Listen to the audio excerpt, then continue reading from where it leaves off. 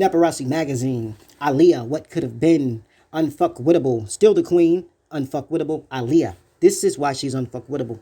After releasing the mega smash album, AJ Number the Number, with R. Kelly at the production helm, she cut ties with him. Y'all know the rest of the story. Won't get into that. But she came back with One in a Million. She reached out to new producers. No unheard of names at the time. Timberland, Missy Elliott, Magoo, the whole squad, right? Aaliyah wasn't nervous, but Barry was. Barry's her uncle who runs Background Records, which was R. Kelly's manager back in the day. He was nervous. Historically, the sophomore album doesn't do good for artists. They have to come back with the junior album and kill it. And if you don't come back on that junior album, you usually drop from the label. Aaliyah had confidence. She said, I did it once, I can do it again. This time she did it even better, coming with the Hot Like Fire, One in a Million.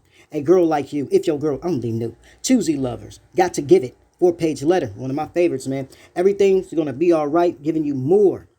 Heartbreak, and How Could the One I Gave My Heart To. Those became standard at Aaliyah concerts. She had to perform 4 of those tracks off that One in a Million album. After her life was tragically cut short, we all know what happened, the plane crash. We wonder what could have been. She had did The Matrix. She had did Queen of the Dam. What was next for Aaliyah? Matrix 2, The Matrix 3, all of The Matrix, we know she would have done and would have gained Grammys and Oscars for the soundtracks, because she was getting into the soundtracks after she did Romeo Must Die. She did most of the soundtrack there, which became the summer anthem. So we know she was going to go on the Whitney level and start pushing out hits on the soundtrack, the movie soundtracks that she did, which is double the money. Shout out to Whitney Houston, R.I.P. When we go back in history and we think what could have been, she would have played Sparkle, which was opposite Whitney. Whitney production company, Nippy Incorporated, I believe, bought the rights to Sparkle, the movie Sparkle, which came out years later. That was '09 or something like that, 2012 actually. After the death of Whitney, it came out.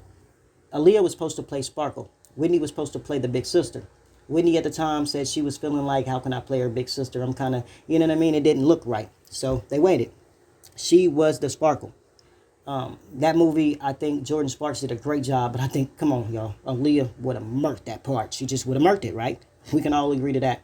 Aaliyah had agreed to do the movie, but we know what happened. It was tragically cut. So that would have been a major hit. Whitney and Aaliyah on the soundtrack. Whew, tell me the Grammys wouldn't have been swept that year. Come on now. It would have been amazing, right? We know that. We also know that the Oscar would have been destined. She was so great in Queen of the Dam. She was even greater in The Matrix that we didn't get to see, but the parts that I did see, Aaliyah was great. Jada held it down, but nobody would have done it like Aaliyah. When we go back to the DMX movie, she was supposed to play the role that Gabrielle Union played in that. And if you go back and look at that movie, in Gabrielle Union's character, you can see Aaliyah all through it. The way she even dressed, her hair was long, all of that. It was Aaliyah. She had a love for DMX, so anything DMX did, she was gonna sign on. Her movie career would have been stellar. It would have been like a Jennifer Hudson, Jennifer Hudson got the EGOT. Aaliyah would have had that EGOT way before Jennifer. I'm talking maybe '04, '05, '06, '07. Before the double numbers, the 2010s came in, Aaliyah would have had that EGOT. Also, what could have been marriage with her and Damon Dash. It was already on the way there. What would Damon Dash and Jay-Z's relationship be like today if Aaliyah were living? Would they still be at odds? I don't think so. I just don't think so. Would Jay went to Beyonce? Yeah, that would have happened. It would have been two power couples.